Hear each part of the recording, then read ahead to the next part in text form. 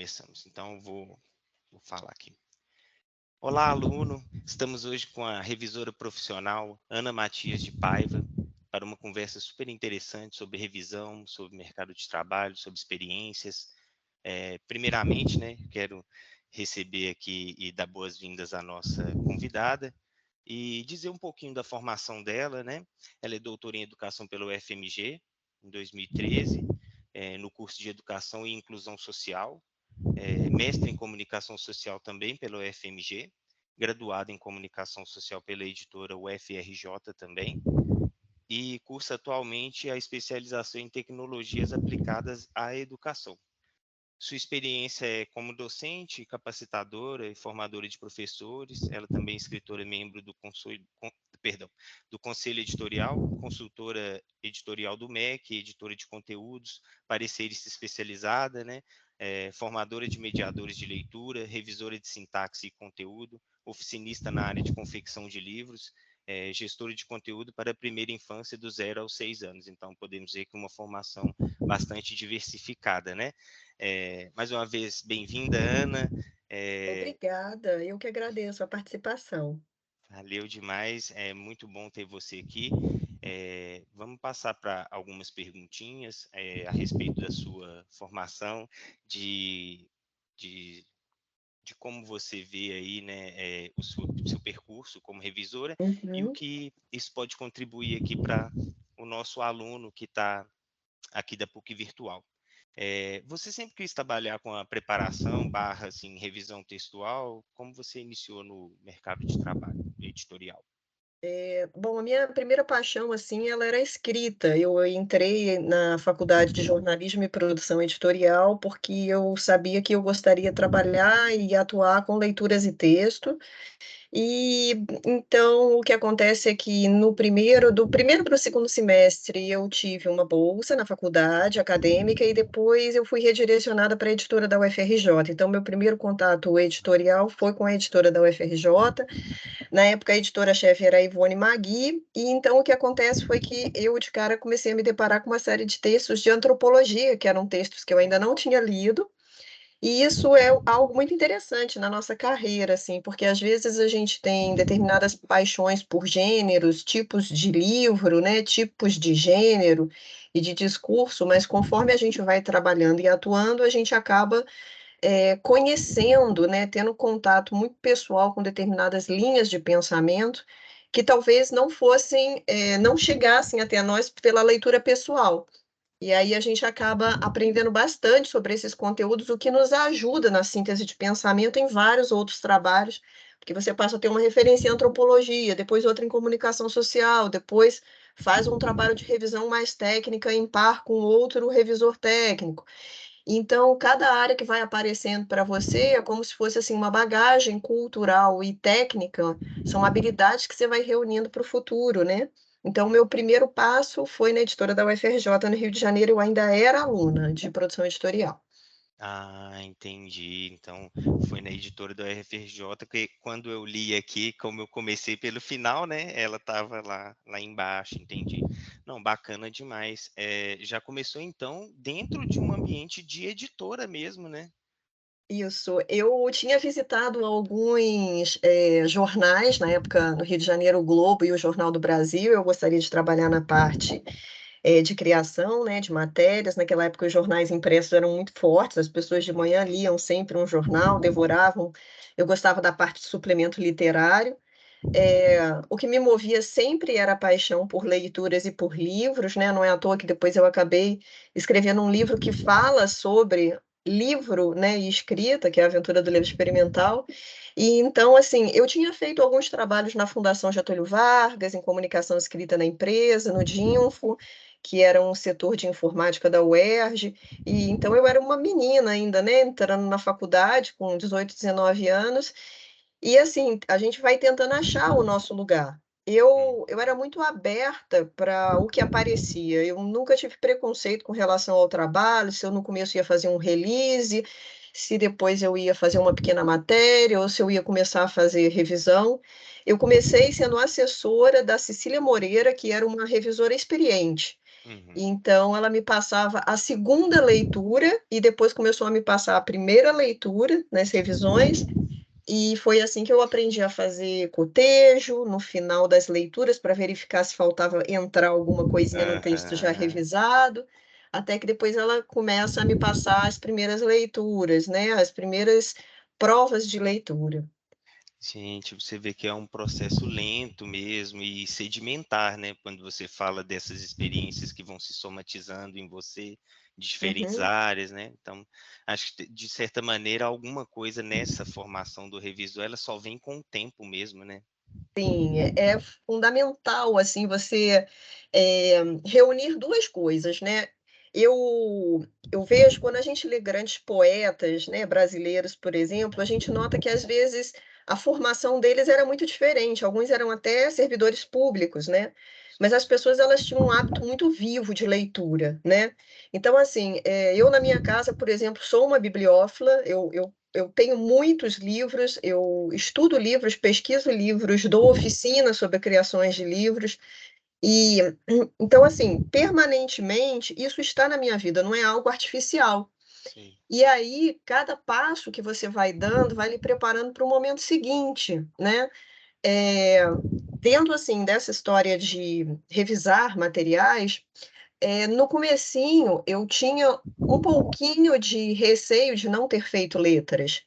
Mas o que acontece? Eu acho muito importante falar isso, porque assim, acho essencial quando a pessoa tem a formação em letras, ela já demonstra a paixão dela desde o início, mas eu fui me descobrindo no processo.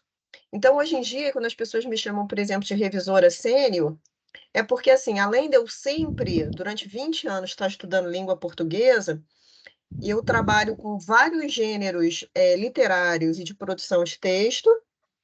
E o que que acontece? Eu me mantive permanentemente trabalhando com edição de texto, parecer de obras, seleção de originais e conteúdos muito diversos. Então, assim, quando você falou que eu já atuei para o MEC, né? Uhum. Eu cheguei a fazer assim materiais que eram materiais para a formação do professor. Então era uma organização de material, já é um outro passo dentro da revisão, que às vezes você é chamado para organizar o material que outras pessoas vão Sim. escrever e produzir revisando. Então assim, dentro da sua área se encontra as suas paixões, porque se você for obstinado, se você for disciplinado e se você for um apaixonado por estudo e leitura, seu espaço vai aparecer. É, né? Eu acho que realmente esse é um grande conselho. Eu vejo também, vi aqui, analisando o seu portfólio, toda essa sua paixão mesmo pelo livro, não só o conteúdo, a parte conteudística, mas desmontar, montar o livro, né? Essa coisa da oficina, achei super interessante também. Você vê que temos que fazer um recorte para conversar com a Ana, gente. Não dá para abordar tudo, não. Mas, enfim, entrando um pouco mais, então, nas questões do ofício, Ana, eu queria te perguntar, assim, muita gente acha que a preparação de texto e a revisão são a mesma coisa. O que você pode dizer aí, a partir da sua experiência, sobre as diferenças cruciais e tal, que você tem notado nesses dois processos de revisão e preparação? É, querida, a gente pode dar uma pausa só para eu tossir? Claro! Eu tô vindo aí, né, dessa sinusite. Uhum, sem problema. Tem uma diferença muito grande e eu noto, inclusive, que nos trabalhos que eu realizo, muitas vezes, uma das fases ela é pulada. É muito comum que, por exemplo, me chegue um texto para que eu faça uma revisão de texto e ele ainda não passou por uma preparação de originais. O que que acontece? Por exemplo, às vezes chega um texto para mim que ele já está diagramado, ele já chega para mim em PDF, como se apenas revisões pontuais fossem ser realizadas. Como se a gente tivesse que, por exemplo, fazer uma revisão gramatical normativa, olhando assim gráficos, tabelas, efenação, entrelinha aberta, linha viúva. alguns conceitos de regência, né, e partes assim de concordância, mas como se o texto já estivesse quase pronto. E é muito comum que os autores achem que seu texto está quase pronto, né? A gente sabe disso. Mas a prática nos dá um olhar diferenciado, um olhar muito concentrado. Para a gente ter uma ideia, quando eu trabalho com revisão, uma dica que eu dou é a pessoa fazer um trabalho muito intenso e concentrado, porque quando o trabalho ele tem muitos erros, a gente, inclusive, se tiver uma lacuna de trabalho, às vezes a gente esquece tantos erros que a gente viu, como que está sendo feita a padronização e a despadronização do texto. Então, eu tenho, às vezes, assim, do lado, algo que eu vou anotando, onde nas páginas essas defasagens vão aparecendo, ou discrepâncias. E, assim, a preparação do original é muito interessante que ela seja uma leitura bem global, incluindo, assim, você pega os textos como um todo. Eu gosto, por exemplo, de fazer uma primeira leitura de 20 páginas. Nessas 20 páginas, eu entendo, assim, qual é aquela linha editorial ali que está sendo trabalhada, como é que está sendo a coerência do texto, a clareza do texto, a legibilidade do texto, se realmente a proposta para aquele público que foi indicado está ok.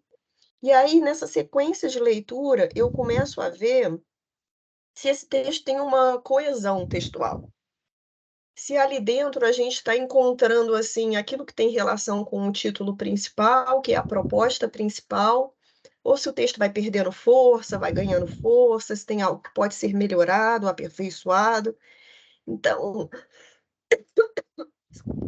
Sem problema. na preparação de originais, é muito importante que a gente tenha, o revisor, uma liberdade para poder comentar mais o texto, gerar mais interferências entre nós e essa relação que nós vamos ter com o autor ou com o organizador do texto, sobre problemas que aparecem e que tanto podem ser assim pontuais de gramática normativa, quanto mesmo da revisão linguística.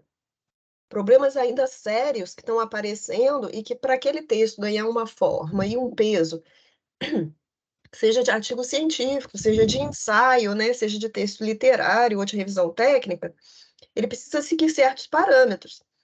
Então, por exemplo, na preparação de originais, seria interessante uma coisa que às vezes não acontece. Eu vejo muitas pessoas, por exemplo, escrevendo artigo científico como se fosse ensaio, como se fosse algo só opinativo, na minha opinião, na minha opinião, na minha opinião. E aí cita várias pessoas e só dá a sua própria opinião. Existem maneiras da gente fazer isso de uma forma coerente e formal, opinativa, inclusive dentro da pesquisa participativa. Ok, vai ser um texto acadêmico. Mas a partir do momento que você diz que você está escrevendo um artigo científico, existe um tipo de linguagem para aquilo e uma série de normas que a gente segue para que aquilo tenha um caráter científico e que assim será reconhecido pela comunidade científica. E aí, quando você pega um texto que chega para você, que ele está precisando de preparação de originais, como se fosse para revisão, há um problema. Porque às vezes você vai ter que comentar, às vezes tem frases que têm que ser reescritas, porque o leitor, às vezes, ele pode ter 2 ou 3 entendimentos de uma frase, se ela está ambígua. E aí, assim, eu não consigo só fazer revisão gramatical, eu acabo fazendo uma revisão com edição, onde eu sugiro na lateral, eu falo: "Olha, se você usar essa vírgula aqui, você está dizendo isso. Se você tirar essa vírgula, você está dizendo aquilo. Sua intenção foi realmente essa?" Com muito respeito com o autor, a gente muitas vezes evidenciando para ele que aquilo ali está ambíguo, ele compreende e ele vai ter que fazer uma releitura, uma reanálise, talvez uma reescrita. Você tanto pode sugerir já os caminhos, como você pode indicar para ele que ele tem que reler. Eu costumo indicar os caminhos, mas isso é pessoal, cada um trabalha de uma forma, de acordo também com a sua remuneração e com a flexibilidade do seu tempo, que foi estipulado no prazo, né? Agora, acontece às vezes de você pegar um original que ele está ainda muito cru, com muito problema e muito erro, e ele vem para você como revisão, ele já não é mais preparação de texto. E aí, se ele vem em PDF, por que que é um problema grande? Porque problemas maiores vão aparecer e esse texto vai correr. E aí, o diagramador que só teria que fazer inserções pontuais, ele se depara com um texto que tem que estar sendo corrigido. Uhum. E aí, a gente nota que está tendo, assim, um erro, às vezes até do próprio coordenador editorial, em perceber que aquela fase é diferente. E o texto não devia ter vindo em PDF ainda, ou já todo diagramado ainda, com o layout todo pronto, porque ele é um texto que ainda estava passando por uma etapa que era uma etapa ainda muito mais fina de revisão e interlocução com esse autor, né? Por exemplo. Entendi, não, achei super interessante isso que você levantou e também notei aqui a maturidade e o caráter técnico da abordagem que você tem que fazer do trabalho quando lhe é proposto um trabalho, né? Uhum. Você saber abordá-lo, quem está coordenando aquele processo, com quais fins, né? Tudo que o envolve, eu acho que realmente é uma coisa, é uma experiência mesmo. Acho que é algo que a gente, quando vai iniciar na área, nem pensa muito. Eu atuo muito como diagramador também e endosso isso que você está falando. Uhum. Realmente é muito difícil, tanto para o revisor quanto principalmente para esse revisor final e para o diagramador, que é o rabinho lá, né? Tem que soltar o trabalho lá no final. Então, Isso. assim, realmente é muito difícil. Tem hora que, se não, o processo não é bem conduzido, o trabalho fica 2, 3 vezes mais difícil do que o que seria, né? É isso Uhum. aí. Então, continuando, na sua opinião, qual é a maior responsabilidade do revisor de um livro e qual é o maior desafio no dia a dia do trabalho? Olha, responsabilidades são inúmeras, né, então, assim, vamos Uhum, começar pelas mais simples, né. Eu acho que, assim, uma responsabilidade muito grande é que, assim, para você fazer um nome na praça, conforme a gente fala, não atrasar prazo. uhum, Você tem que ter, assim, um conhecimento muito próprio do seu trabalho e é algo difícil, eu digo, assim, que realmente é difícil de você conseguir. Você vê que eu estou na estrada há 20 anos, eu nunca atrasei um trabalho. Mas assim, eu já dormi muitas vezes super de madrugada para poder cumprir esses prazos, porque justamente o que que acontece? Quando você lida com um texto e ele tem vários autores diferentes, você às vezes passa assim, as primeiras 30 páginas eu sempre acho as mais lentas, porque você está conhecendo aquele material e você está criando uma padronização para aquilo. Por mais que uma editora tenha a sua padronização ou um impressor tenha a sua padronização, você está conhecendo aquele texto e como aquelas pessoas articularam aquelas ideias. Então, as primeiras 30 páginas sempre são mais lentas para mim, 20 ou 30, porque você está organizando a sua mente para um trabalho que vai ter uma cara total, mas você ainda não tem ele total na cabeça, você tem ele parcial, você está chegando lá. Depois o trabalho deslancha, o seu ritmo fica mais rápido. Só que às vezes você no meio desse caminho, você pega vários textos novos, por exemplo, quando é um livro com 8 artigos. E aí, às vezes, você pega um texto difícil, né, que gasta mais tempo. Então, o que que acontece? Você tem que, ao longo do tempo, perceber ou até anotar quanto tempo, mais ou menos, você leva para fazer um texto. Isso é muito individual, isso é muito pessoal, mas eu acho que não varia por lauda. uhum, Eu acho que varia mais pela sua experiência e ritmo. Então, por que que eu estou falando isso? Você pode, por exemplo, conseguir fazer uma revisão de um texto literário de 40 páginas, 60 páginas de um livro infantil em um dia. Mas, com muita experiência. Mas você, por exemplo, pode demorar, às vezes, um dia inteiro fazendo um capítulo de um livro que tem, por exemplo, deixa eu te ligar aqui, que tem, por exemplo, 25 páginas. Um dia inteiro em 25 páginas. é, Então, o que que acontece? Por exemplo, eu crio como parâmetro para mim que o ideal seria eu ter mais ou menos 45 páginas para mim por dia, com muita qualidade. Esse é um esquema que eu tenho, assim, mais ou menos mental para mim. Se eu passar de 45 por dia para fazer um trabalho de muita qualidade, eu vou ter que ter mais tempo, porque assim, você estipula o seu dia. Eu, por exemplo, não faço só revisão de texto, eu tenho meu dia dividido em 2. Então, metade do meu dia vai ser para isso. Se alguém me der alguma coisa para fazer com 70 páginas, eu já sei que eu vou estar num sufoco, porque o meu ritmo é revisão com edição de texto. Eu não sei passar por cima e não demonstrar para o autor, por exemplo, se eu noto que nas referências que ele está citando, ou se na forma como ele está citando, por exemplo, um conteúdo com datação, ele está cometendo algumas pequenas falhas. Por exemplo, às vezes ele indica uma nomenclatura, mas ele indica o período de uma forma que o período pode ser subdividido em 3, e ele não acentua isso. Sim. Eu coloco no meu comentário uma pergunta, se ele quer dividir, por exemplo, aquele período num daqueles 3.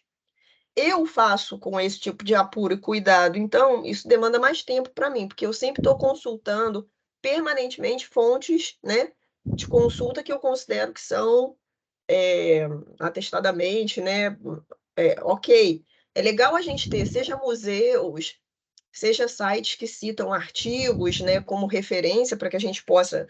Autor, por exemplo, comete muito erro de citação de nome estrangeiro. Às vezes ele escreve de uma forma, depois ele escreve de outra, depois ele escreve de outra. Às vezes não é nenhum erro, é uma forma de escrever em português, uma forma, por exemplo, de escrever em inglês, mas ele não padroniza.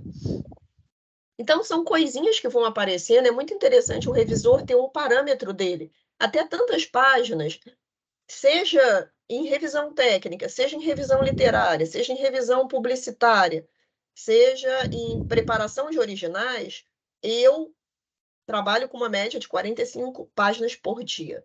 Qual é a sua média? Estipule isso para não atrasar prazo, esse é um grande desafio.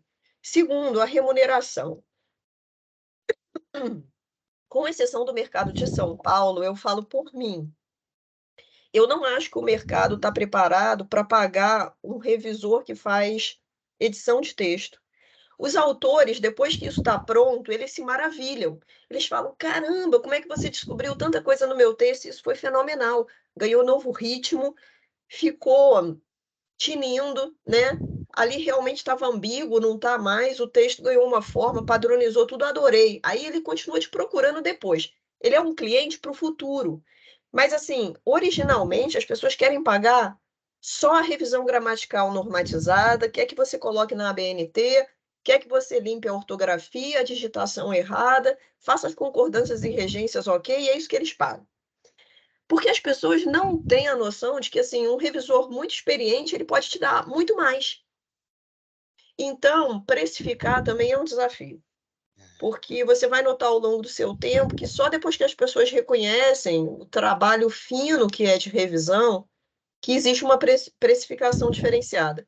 Então, eu já fiz muita revisão de edição, como se fosse revisão de texto, recebendo menos por isso, mas pensando à frente, que talvez aquele cliente notasse que aquele trabalho né, no futuro ele pode ser indicado para fulana de tal, porque ela faz revisão gramatical, ortográfica e edição de texto.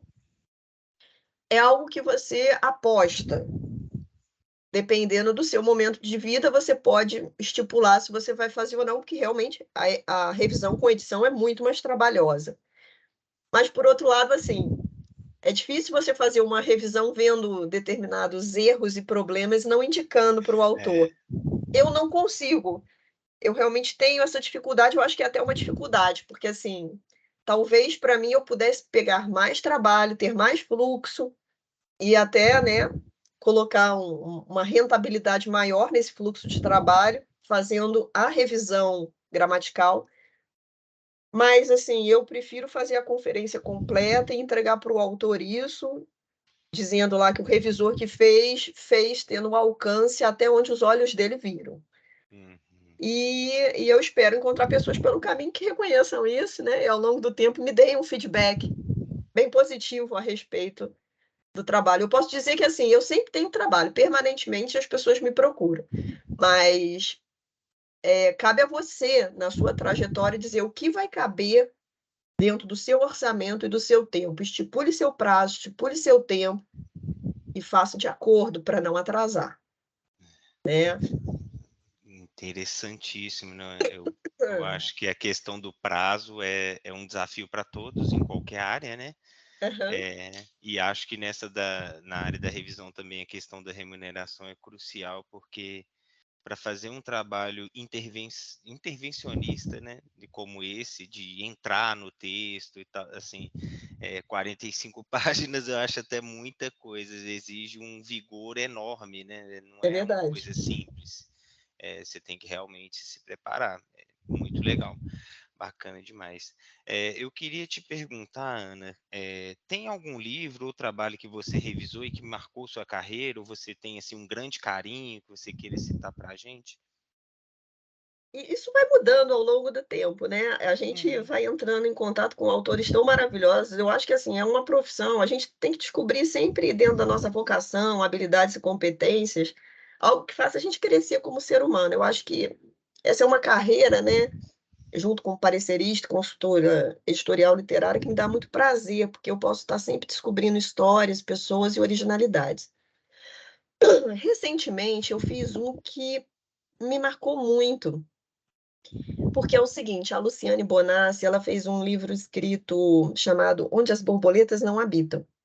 E esse livro, ele é juvenil, mas ele é um livro que pode ser lido por adultos, evidentemente, e ele fala sobre a arte como um escape, mas também como uma forma de sobrevivência, e é uma história real, só que foi transformada em ficção, em crianças que estiveram em campos de concentração em Terezin, na Tchecoslováquia, né? Então, o que que acontece? Além desse texto, ele me preparou para uma revisão que é linguística, trabalhando com variações geográficas e históricas. Então, assim, tinham períodos históricos, tinham períodos geográficos, tinham modos de contar aquela história. Às vezes a gente trabalha com um texto que em algum momento ele é cronológico, linear, mas às vezes ele vai e volta, né? E eu tinha o desafio de fazer o seguinte: de vez em quando ela cria algumas aberturas no texto dela para mencionar dentro do livro ficcional aspectos reais. Então ela mostra onde foi o campo, a localização geográfica daquilo, ou em que período histórico aquilo aconteceu, ou aquela fulana de tal, aquela criança naquele campo de 9 a 11 anos, ela sobreviveu. Então a dificuldade, a revisão era assim, você articular a parte gramatical com a parte histórica geográfica sem pesar. Então, algumas correções tinham que aparecer no texto. Eu também tive que ir em busca de fontes de consulta que para mim eram novas, as quais eu talvez conhecesse mais superficialmente, como quem conhece o tema Holocausto.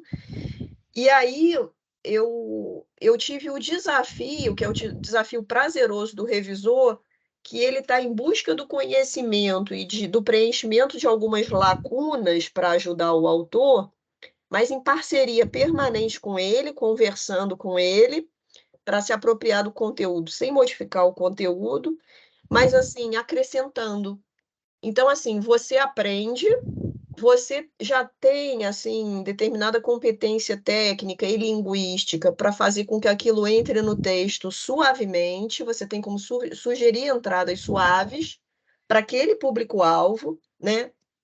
E, e você também aprende o modo de fazer de acordo com a sua bagagem cultural e o processo. Então, para mim, foi marcante, porque eu acho que é um livro que vai ser importante para o leitor.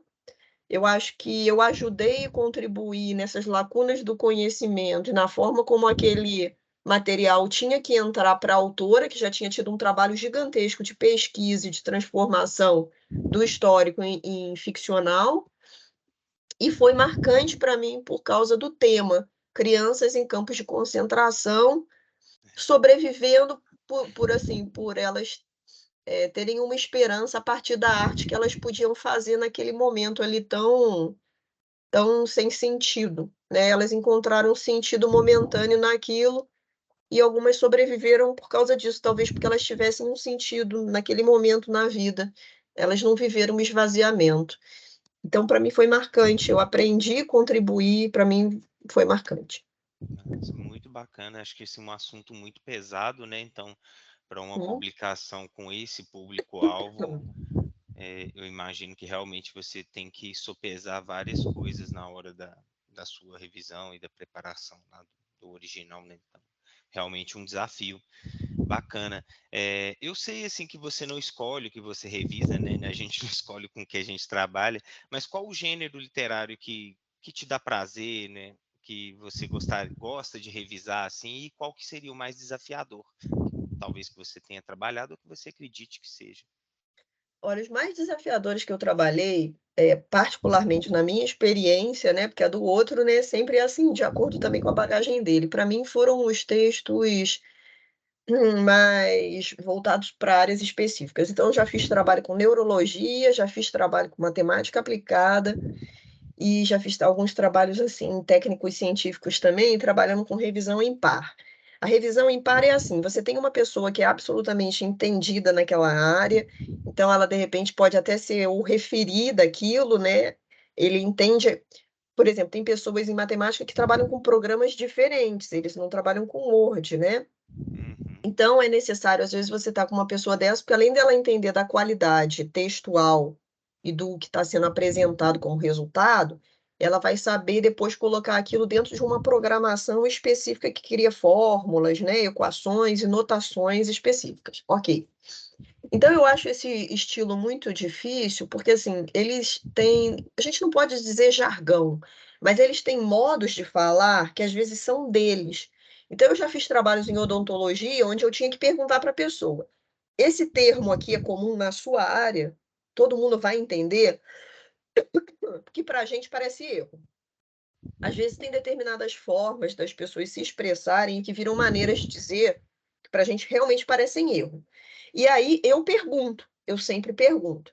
E eu sempre coloco uma opção argumentativa. Eu falo, olha, essa maneira de você falar também pode ser dita assim. Por quê? Porque às vezes as pessoas repetem tanto uma maneira de falar que elas não percebem que aquilo é um erro, né? Então a gente tem que entender, novamente, a revisão gramatical é um tipo que considera aquilo que é a língua culta, como que a gente escreve, como que a gente fala, como que a gente pronuncia, como que a gente, né, aprendeu a linguagem para a gente transmitir e ser compreendido. Mas existe a revisão linguística, com suas variações e fatos linguísticos. Então, a gente nunca sai passando por cima de uma área ou de um autor. A gente pergunta se aquilo é um entendimento da área. No meu caso, eu crio uma argumentação que queira dizer aquele sentido de uma forma culta e eu sugiro isso como comentário. A própria pessoa, muitas vezes, ela percebe que aquela forma fica melhor e que dentro daquele assunto e dentro da formalidade que ela está trabalhando, ela mesma vai modificar. Mas algumas pessoas, às vezes, querem manter daquela forma e fazem questão de manter daquela forma, principalmente na área jurídica. A área jurídica eu acho a área mais difícil de trabalhar, porque, assim, da forma que eles se comunicam, aquilo tem que prevalecer e, às vezes, assim, fica extremamente truncado e confuso, mas eles mantêm. Acho que eu, na minha opinião, acho a área mais difícil de trabalho. Até evito. Por quê? Porque, às vezes, assim, nitidamente, o texto está truncado para o receptor, para o leitor, a não ser que seja uma pessoa já assim, tipo, no auge da carreira, ela vai ter dificuldade de entender aquele conteúdo. Mas a gente tem que respeitar a autoria, né? Eu acho que depois do autor e junto lá com o editor, o revisor também tem que ser uma pessoa muito considerada pelo autor, que ele está ali para contribuir, para ser parceiro e para ajudar, mas gosto de falar para os alunos isso, que a gente tem que entender que às vezes a gente vai ser entendido como parceiro e às vezes a gente vai ser entendido como um intrometido, né? Mexendo em algo que todo mundo já entende, que é daquela forma mesmo e ninguém quer mudar. Então, ok, a gente é, mostra, demonstra, argumenta, mas a gente entende o nosso limite limiar. Tem coisa que tem que ser mexida porque é erro, já vai entrando no texto como vermelho, e tem texto que vai entrar no comentário e na lateral, e é o autor que vai assinar o texto, é ele que vai decidir se entra ou se não entra. O editor-chefe vai saber que o revisor enviou aquela prova revisada de tal forma. O que vai ser, no final, colocado no texto, o autor vai ter que aprovar. É o nome dele que vai estar na capa, é o nome do organizador. E existe a prova também de que o revisor indicou, né? Então, acho que esses são os mais desafiantes. E o que eu gosto mais, eu acho que, atualmente, eu aprecio, já gostei bastante de artigo científico, mas eu aprecio mais literatura, eu gosto muito de trabalhar com contos, adoro poder trabalhar com a parte da subjetividade da linguagem, com a estética da linguagem, quando a gente trabalha com um texto que é complementar, então a gente trabalha com a imagem e também trabalha com o texto, e eles estão conversando entre si. Uhum. E o tempo inteiro ali, aquilo ali, a imagem, ela está enunciando, a imagem está representando sentidos, e o texto nem sempre precisa ser só o reforço ou o complemento, e a imagem vice-versa, mas muitas vezes os dois estão potencializando o modo da gente, como leitor, também se apropriar do texto e fazer nossas próprias leituras individuais e que vão além, e que são expandidas, né? Então, eu faço muito parecer de obra que ainda não virou livro, que ela é um original. Então, o meu parecer técnico, ele indica tudo em português que tem que ser revisto. Ele fala sobre a relação daquele texto com a linha editorial de tal editora. E ele fala sobre a força daquele texto. Quando você está trabalhando com literatura, você tem que entender os tipos de texto e a força daquele gênero. Então, se ele é um proseado em conto, se ele é uma crônica, né? Então, se ele é uma parlenda, um desafio, né? São quadrinhas, são estrofes dentro de um poema, como que aquilo ali vai ter alcance para um determinado leitor e você ajudando no ritmo que aquilo vai aparecer, na coerência, na forma de se tornar legível e bonito e agradável para o leitor, né? Em página dupla, né? Em página única, em página que abre ou não. Então, amo fazer contos, amo fazer revisão e preparação de originais. Eu faço muita preparação de original, de material literário. Bacana demais, nossa. Eu imagino que assim, é uma visão além do alcance, né? Porque antes de ser produto, você ter acesso àquilo ali, poder já Uhum. projetar intervenções que vão contribuir para a formação do produto final, o livro, assim, realmente acho que não deve ser muito fácil É bonita, a abordar, nossa né? área é muito Né? bonita. Vocês vão notando que uma coisa vai abraçando a outra. O revisor de texto, muito raramente ele vai ficar só como revisor de texto, porque ele vai tendo uma sensibilidade muito grande para o que está nas entrelinhas. Ele passa a não ser só um leitor só do texto em si, daquilo que está impresso. Ele começa a se comunicar com áreas, ele começa a se comunicar com meios de dizer, com os leitores, como os leitores são, como eu vou chegar no leitor, como eu vou me comunicar com ele, com a editora.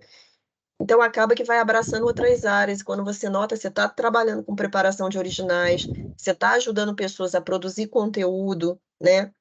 Então, você escreve bem, você lê bem, você se articula bem, você argumenta. Então, você vai criando um respeito na forma de levar a comunicação para os outros. Vai mostrando quando que a comunicação está difícil para o outro e você quer ajudar a melhorar essa comunicação, né? Então, quando a pessoa nota que tem alguém ali para fazer ponte, parceria, que não é o revisor só crítico, que vai achar erro no seu material, que isso não é para intimidar ninguém, isso é para cooperar, para unir forças. Então, se torna uma área muito importante, bonita, e que vai encontrando espaços bem amplos no mercado de trabalho. Eu, por exemplo, eu falo que eu nunca procurei, falo para os alunos assim, eu nunca procurei ser preparadora de texto, revisora de texto, é, organizadora de material, como por exemplo foi para o MEC, né, que acabou sendo distribuído no Brasil todo. O que que acontece? As pessoas elas vão reconhecendo sua paixão pela área. Então, um trabalho vai te levando a outro trabalho de confiança.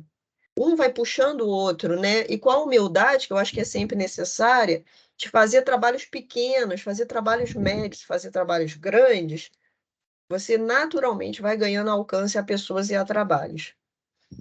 Eu nunca neguei um trabalho assim por achar que ele estava abaixo da minha capacidade de fazer, sabe? Não, eu acho que a gente aprende com todos os trabalhos. Um mega difícil, complicado e truncado, com o semi-pronto, que aí você vai ligando o seu cérebro para coisas diferentes. Quando um trabalho está muito difícil e penoso, você tem que usar todo o teu potencial e atenção. Ah, uma outra coisa que eu acho importantíssima de falar é que, assim, As pessoas esquecem que muitas vezes é importante, depois da preparação do original, visão global do material, comentários e intervenções maiores, que aí vem as provas de leitura, né, e tal, e a revisão de provas, eu gosto demais de recomendar que o texto, por mais que seja um revisor maravilhoso, tá? Eu acho que o ideal, numa editora séria, sempre seria um texto passar por 2 leituras no mínimo. Porque, assim, o ser humano não é perfeito. Então, quando você pega um texto que ele tem muitos erros, naturalmente alguma coisa pode escapar, mesmo que você tenha preenchido, assim, uma lateral inteira de comentário e achado vários erros. Então, assim, seria muito legal que na limpeza do texto, nas revisões de provas, tivesse, mesmo que seja, antigamente a gente tinha o editor-chefe que lia os textos, né? Hoje em dia o fluxo não permite mais que tivesse a leitura de outra pessoa. E no final, o cotejo. O cotejo é aquela verificação, aquelas coisinhas que faltaram de detalhes, elas entraram mesmo? Aqui, aqui, aqui, aqui, aqui, entraram. Porque a gente até hoje tem algumas editoras de renome no Brasil, por exemplo, não vou falar o nome, né? Seria ruim, né? Mas, por exemplo, tem uma Sem problema. editora mega no Brasil que sempre que ela publica livro tem erro. Mas é Uhum. sempre, sempre. Então, eu acho que eles têm bons, ótimos revisores sobrecarregados. Ele faz uma leitura que ele acha muito erro, principalmente de livros que são traduzidos, podem ter saltos de tradução ou erros de tradução. E aí, aquele revisor sobrecarregado, ele acaba deixando passar, às vezes, uma coisa que foi, assim, uma digitação. Hum. Então, acho muito legal trabalhar com parceria. Às vezes, o próprio autor relê, ou o próprio editor-chefe relê, ou um outro revisor dá uma olhadinha, né? Considerando isso, o revisor pode ser fera, mas alguma coisinha pode passar. E uma segunda leitura, um segundo olhar seria legal. Ou um revisor experiente e, no final, o cotejo. Tudo que passou lá no finalzinho para o diagramador. Entrou? E não, aqui, esse aqui não entrou. Ah, aqui entrou. 98% entrou, mas faltou isso aqui, ó. Óbvio. Coloca lá no cotejo. É verdade, não faz muita diferença. Eu já trabalhei numa editora que saiu erro na capa. Eu também já vi uma vez um erro na capa. Né? Era uma área de psicanálise e psicanálise saiu sem acento na capa assim do livro. Então, Tá vendo? E é eu vi o complicado. nome de um autor escrito de uma forma no miolo e na capa diferente. Né? E aí, nome próprio, então, nossa, muito estranho, né? Pega mal demais. Vamos seguindo aqui, então, acho que até você já entrou nisso, né?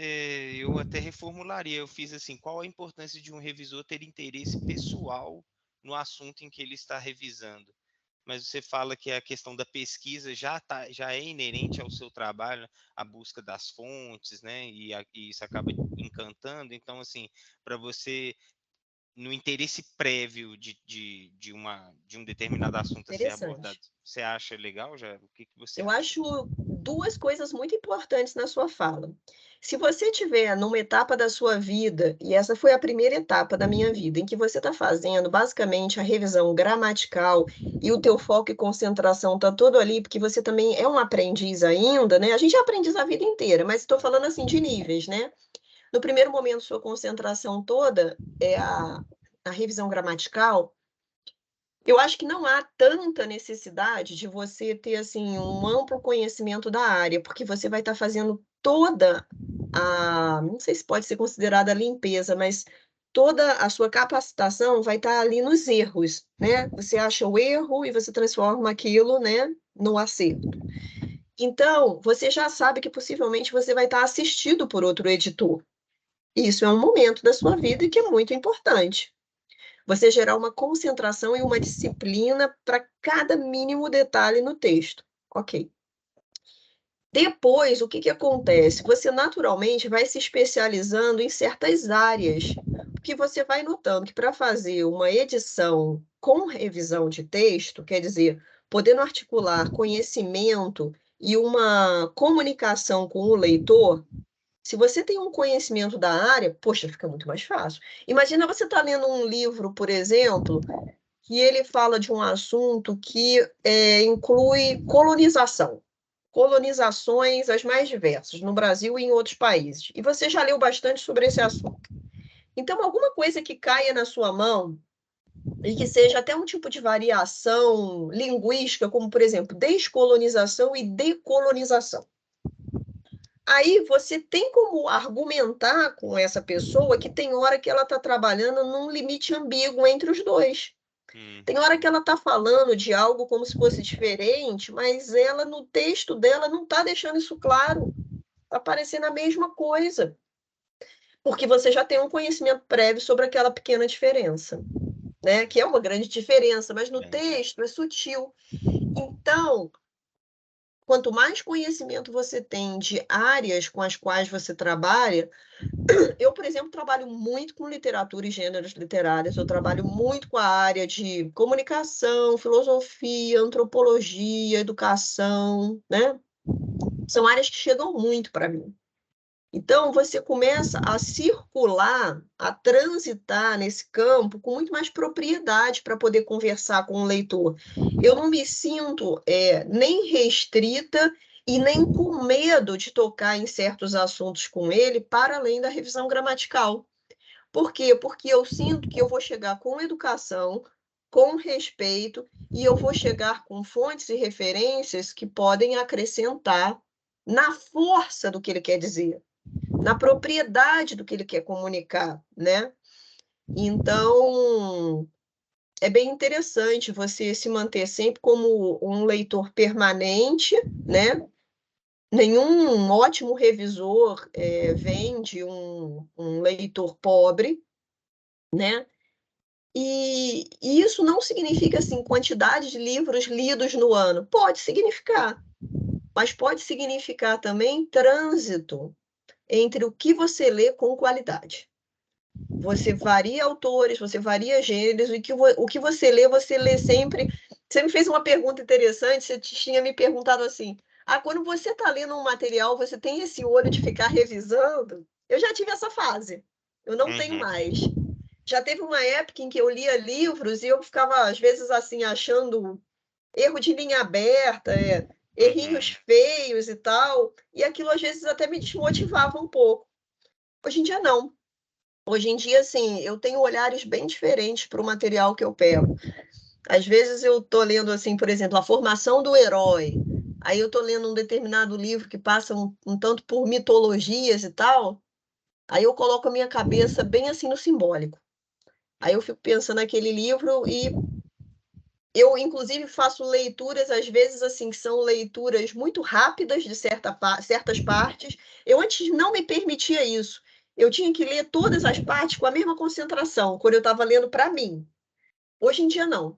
Hoje em dia, eu me permito, acho que já é um degrau de maturidade, fazer leituras rápidas de um material e falar assim, vai, isso aqui é fantástico. Às vezes eu leio 3 vezes. Isso aqui é fenomenal. E aí vai me abrindo ideias. Aí passa uma outra parte que eu falo assim, pô, desinteressante, leio rápido, rápido, rápido, mesmo autor. Isso aqui é incrível. Então, a vida, ela vai moldando a gente até nas liberdades, nos saltos, nos trampolins. Eu acho que a gente começa sempre muito rigoroso conosco mesmo. E a gente, ao longo da vida, a gente vai se permitindo, assim, ter momentos de trabalhos hiperconcentrados e pauleira, e trabalhos que mexem mais assim com o nosso pensamento abstrato, simbólico, e que se comunicam conosco e com o que a gente pode oferecer de maneiras diferentes, né? O revisor sente isso bastante ao longo da vida e dependendo do trabalho que ele pega. Às vezes, por exemplo, você pode se deparar como revisor com uma revisão de preparação de originais, preparação de texto, com um livro de imagem. E aí, como é que você vai fazer se você se preparou só para revisão gramatical? Exato, exato. Você, às vezes, tem que fazer a leitura até de coisas, assim, aparece fólio na página ou não, num livro de imagem? Aparece numeração? Essa página, junto com essa, na hora que entra a lombada, a leitura é péssima. A leitura não é boa a partir do momento que entrou a lombada. O que aqui a diagramação tinha que ter feito, né? De vez em quando tem que ter uns respiradouros, né? Se o texto é só de palavra-chave, ou se o texto só tem, por exemplo, poética oriental, né? Você coloca lá um parágrafo desse tamanho e uma imagem. Como é que eu vou fazer uma revisão de texto e imagética se eu não usar o lado sensível? É, sim. Nossa, isso que você citou, inclusive, eu cito para o nosso aluno no curso. Perdão, resultados, catálogos de obras, de exposições de arte, normalmente são majoritariamente imagéticos, e às vezes você pode lidar com um pequeno texto de abertura e 95% do livro somente imagens. Isso. Então, saber revisar aquele material, se ele está atrelado à fonte, entre outros aspectos, se cansa, se a lombada, como você mesmo apontou muito bem, às vezes livros a gente tem que montar a boneca para ter essa ideia de como que vai ser esse objeto na mão, no final, né, lá na mão do nosso Isso. consumidor. Então é muito necessário essa visão, sim. Isso Achei mesmo, muito né? interessante. Ó, estamos chegando, conduzindo para o final, mas queria te perguntar assim, para você, qual a importância de um revisor ter conhecimento do processo editorial e dos atores envolvidos nele, na cadeia, né, da produção daquilo onde ele está inserido com o seu trabalho? O que você... Eu acho que te dá mais potencial para você fazer parte de uma equipe. Porque, assim, eu vim justamente ao contrário. Eu vim da produção editorial, que era como trabalhar dentro de uma editora, e aí dentro, um dos braços acabou sendo eu atuar também como revisora. Então, o que que acontece? A partir do momento que você entende a estrutura do livro, aí você começa a entender que todas as partes são importantes, mesmo aquelas que não vão passar pela sua mão, né? Então, tem a capa, tem as capas internas e externas, tem todos os elementos pré-textuais, tem os elementos pós-textuais, né? Tem os extratextuais, como a capa, por exemplo, a orelha, né? Os pré-textuais a gente já considera aí, por exemplo, folha de rosto, falsa folha de rosto, né? A gente pode ter uma epígrafe. E aí depois entra no miolo, que é a parte textual, e depois ainda pode ter a parte pós-textual, que são as remissões, né? Você pode ter um glossário, você pode ter um paratexto. Então, assim, primeiro pensar que está tudo articulado. É, primeiro também ter uma noção de poder conversar, seja com o editor-chefe, ou com o autor, ou com o organizador, que é muito ruim quando você está começando a fazer um texto e ele fala assim: olha, eu ainda não tenho todos os capítulos, eu vou te mandando conforme for chegando. Ok. Mas você aí já dá um toque na pessoa com relação ao prazo e fale: olha, então você já fique atento, porque eu não tenho como lhe dar um prazo final, porque eu não sei, eu não fiz a preparação do material inteiro, eu não tenho a visão global. O ritmo pode ser diferenciado e não é só por lauda, é por estilo de texto, né? E a gente tem que ter, então, essa noção de que a, o prazo de entrega ele tem que ser feito de acordo com a visão que você tem do conjunto. Outra coisa é que assim, você precisa entender qual é o passo a passo que envolve as pessoas. O editor-chefe, ele não é só a pessoa que aprova ou desaprova um original e coloca ele para virar uma publicação. Muitas vezes ele tem que entender que aquele material ali, por exemplo, quando ele chega numa determinada parte, ele tem uma defasagem. A defasagem pode ser assim: olha, já saíram, se você é uma pessoa atualizada, você tem como falar para o editor-chefe na cadeia de produção. Já saíram 2 livros recentes sobre o mesmo conteúdo. Essa pessoa está falando o mesmo conteúdo como se fosse original, algo que já saiu. No caso de literatura, por exemplo, às vezes tem uma abordagem diferente, às vezes não. Então, não é que o livro não vá sair, mas é importante estar atento para a forma como vai divulgar, para como vai destacar isso na quarta capa ou em algum material depois de divulgação, e para saber se, às vezes, dentro de um contexto, por exemplo, de 10 capítulos, se aquele tem que ser revisto. Porque todo mundo está trabalhando com um material que tem originalidade. E um, de repente, traz só redundância. Ou ele fala sobre o que todo mundo já falou, ou ele cita mais do que apresenta originalidade, ou ele às vezes se apropria de um conteúdo que já está muito gasto, muito clichê. Então, o que que acontece? Quando você tem um conhecimento da estrutura, você pode ter uma articulação com o editor-chefe para falar assim: esse capítulo destoa. No conjunto, esse material parece redundante. Então, o revisor, ele é uma pessoa dentro de uma cadeia de um fluxo produtivo. Ele não é uma pessoa que está se comunicando apenas com o Word ou com a pessoa que vai pegar o PDF final. Ele é uma pessoa articulada com o autor e com o editor-chefe para poder, seja por e-mail, por telefone ou na lateral do próprio texto, ter uma comunicação sobre a qualidade, a viabilidade, dependendo do contato com o editor-chefe, ou o propósito comunicativo, sobretudo o propósito comunicativo daquele material.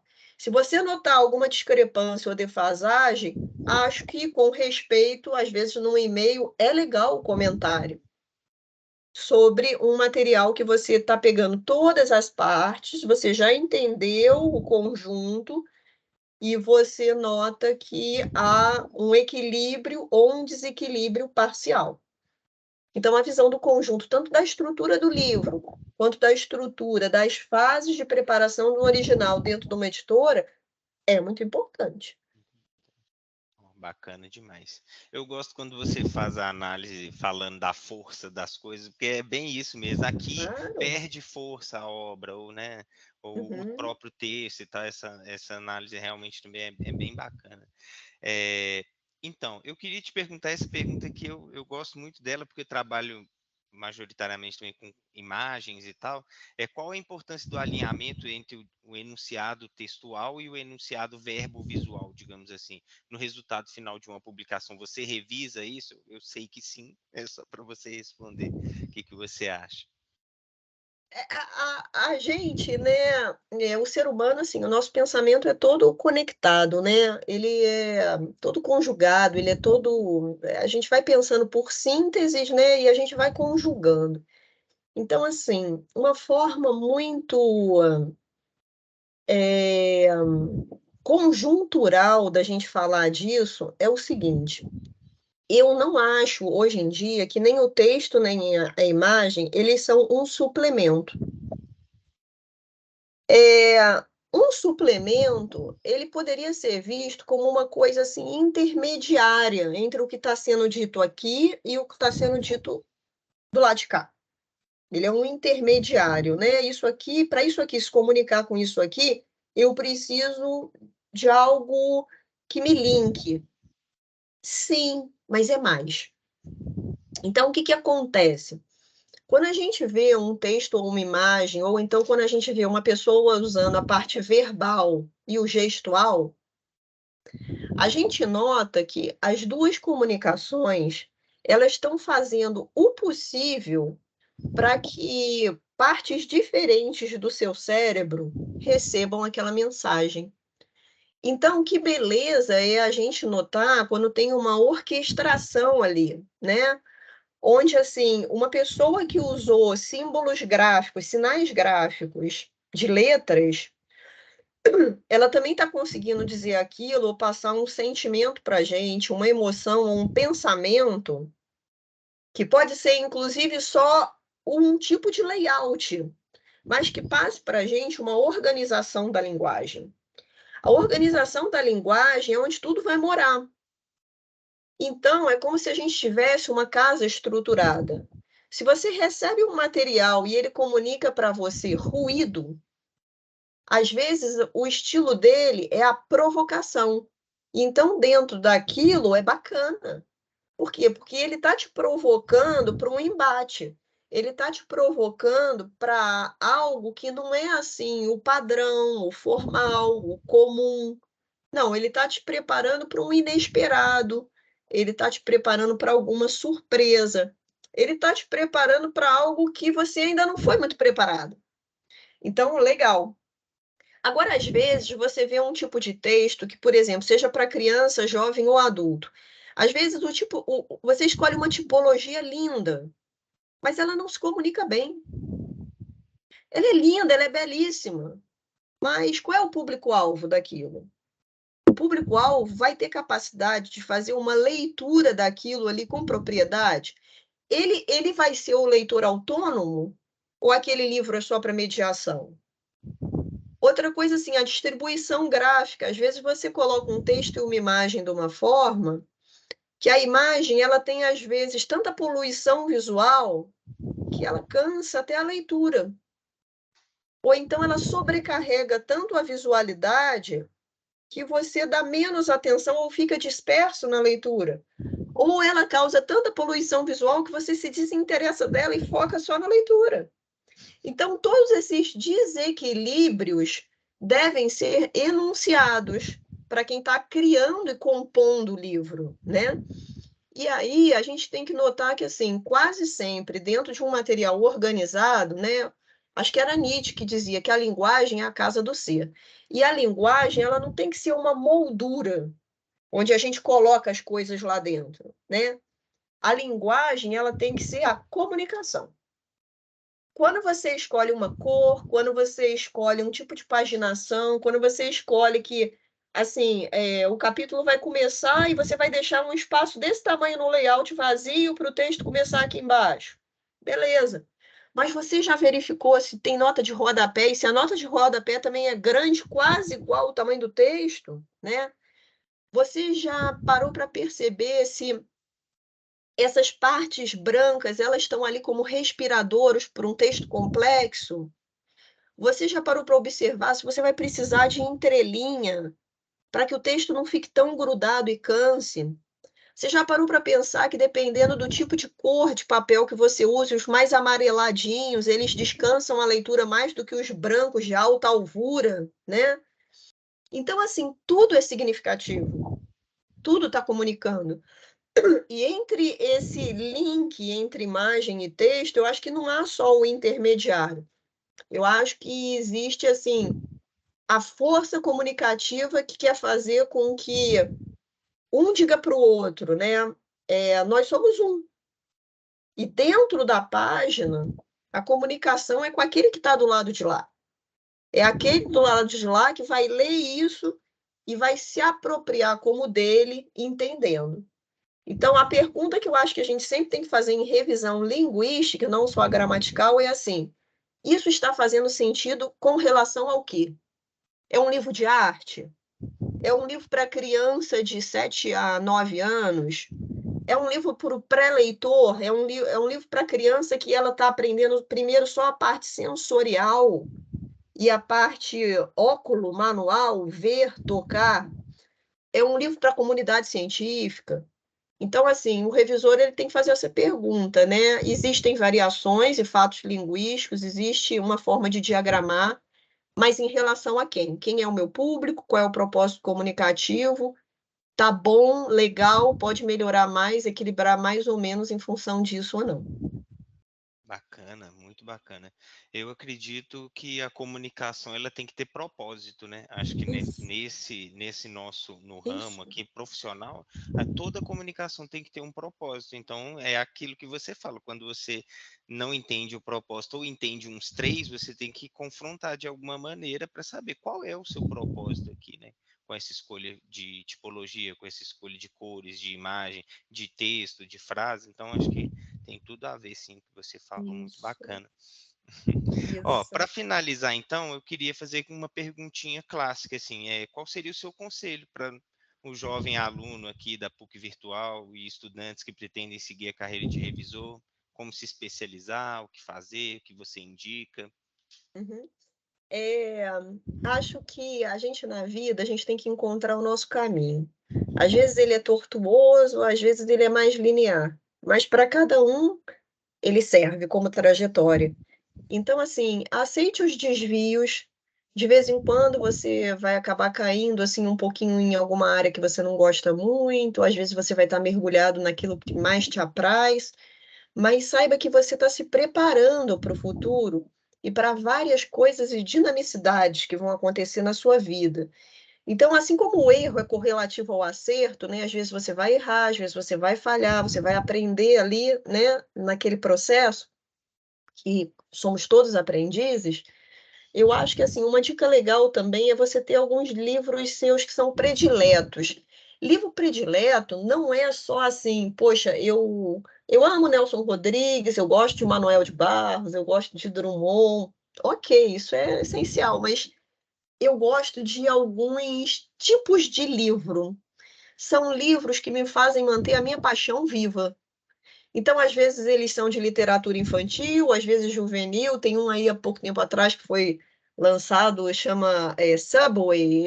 Ele é a trajetória de uma pessoa dentro de um metrô, de uma linha de metrô, as idas e vindas, partidas e chegadas, né? Porque o que acontece? Seja vagando por quadrinhos, seja por artigos científicos, seja por poesia, a gente tem que manter viva o nosso prazer pela leitura e o nosso respeito a estilos de linguagem, que a literatura ela não é uma coisa fechada. Existem os grandes nomes literários, existem os grandes estilos literários, mas a gente vai estar sempre sujeito a variações culturais, aos jeitos regionais de falar, a criações que estão acontecendo em diagramação, em layout, em demandas. Você vê que hoje em dia, por exemplo, os jovens e as crianças gostam muito de livros que são interativos. Então, faça o seu diário. Tem livro que é para você fazer. Lá dentro tem uma rotina onde você desenha, você faz uma pequena pichação, você coloca os seus lembretes, você faz um cotidiano de histórias e por aí vai, com maneiras diferentes de escrita, com setas, com idas e voltas. Então, assim, estar atento a movimentos de comunicação, procurar não ter preconceitos com relação a nenhum tipo de variação de linguagem, saber quais são tipos de trabalho que você aceita fazer e não aceita fazer, por exemplo, dentro de um prazo, ou dentro assim, de tipos de concepção que você tem de usos da língua portuguesa, né? E se manter sempre abertos a descobertas e a pessoas que têm algo a acrescentar a você. Eu gosto muito de. Eu não tenho nenhum trabalho, mas nenhum trabalho que eu não verifique e reverifique, às vezes, determinados parâmetros que eu já sei. Então, por exemplo, às vezes tem um negócio assim do tipo, ao encontro de encontro A. Eu já sei, mas eu sempre gosto de ler novos exemplos para até poder atualizar a maneira de me comunicar com o leitor, porque que não é uma forma, é outra que a gente usa aquilo.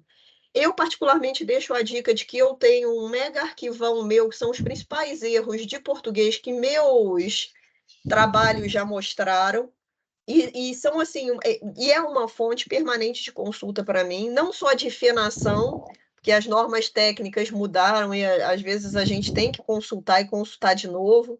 Ah, CO tracinho, tem mais ou não tem? Não, não tem, porque mas tem uma exceção, tem, mas então, eu tenho o meu pequeno arquivo de consulta, onde eu coloco lá erros que são principais ou erros que são difíceis e complexos.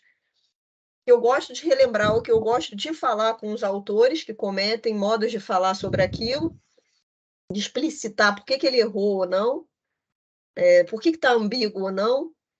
E, assim, não ter preguiça de estar permanentemente consultando e reconsultando maneiras como as pessoas escrevem melhor, não só em guias de gramáticos, mas pegando pessoas que escrevem, às vezes, de uma forma bem informal e que dentro daquele estilo de texto tem toda a coerência possível, para você também não ficar viciado em certas coisas e, de vez em quando, assim, largar um pouquinho a mão, porque você fala, não, isso é o estilo do autor. Né? Se ele está dentro de um tipo de comunicação que permite a ele ser informal, é o estilo dele. Ah, ele pontua menos, ou ele pontua sempre com vírgula antes de todos os Z. Mas você notou nas primeiras 20, 30 leituras que é o estilo dele? Então, flexibilize, tenta ler gente diferente. Leia também, assim, às vezes... Hoje em dia está ficando cada vez mais difícil ler jornal, mas de vez em quando pegar umas crônicas, Colunas, né? pegar uns blogs, notícia. O pessoal que fez Enem aí recentemente, os alunos, eles foram completamente castrados para o Enem. O Enem é uma forma de ensinar a fazer redação da forma mais castrada que você possa imaginar. Ensinaram aos jovens assim que eles têm que ter um tipo de título, um tipo sempre de citação, um tipo sempre de estatística citada, e eles têm que ter um padrão de texto assim absolutamente dentro de um método. Então agora tentem se livrar um pouquinho disso para que vocês possam lidar mais com a parte criativa também da coisa e oferecer para os profissionais que vão procurar vocês o melhor dentro da potencialidade do que é ser um revisor de texto, tá? Boa sorte. Acho que grandes portas vão se abrir para vocês. Muitas pessoas estão precisando de revisores de texto. Encontro muitíssimos doutores que me entregam texto, falando: olha, o texto já está ótimo, é só para você dar uma olhadinha. E aí a gente vê o quanto que a gente ajuda, como a pessoa fica grata no final. Tem gente até assim que é mais generoso e fala assim: pô, vou te pagar o dobro do que eu tinha combinado, que eu não sabia que estava tão ruim assim. Então, assim, façam o espaço de vocês. Desejo o melhor e acho que é uma profissão linda, importante e linda. O mundo precisa de revisores, né, Ana? Demais, demais. Da parte sensível, simbólica e gramatical. Isso aí. Olha, quero te agradecer demais por ter Eu que tirado esse agradeço. tempinho para conversar com a gente, tá? Foi muito bom, acho que foi muito proveitoso, tudo que você disse. Acho que nosso aluno aqui vai conseguir sim extrair muita coisa bacana para levar para a vida profissional e vida acadêmica, né? Para a vida, uma acepção geral, com certeza. Te agradeço muito e até a próxima, viu, Ana? Muito obrigada pela oportunidade, Jefferson. Aproveitei também esse professor aí tão bacana, porque ele parece ser uma pessoa aberta, flexível, interessada em transmitir para vocês o conhecimento de uma forma que capacite vocês, né, e que faça com que vocês amem a profissão. É isso aí. Abraço.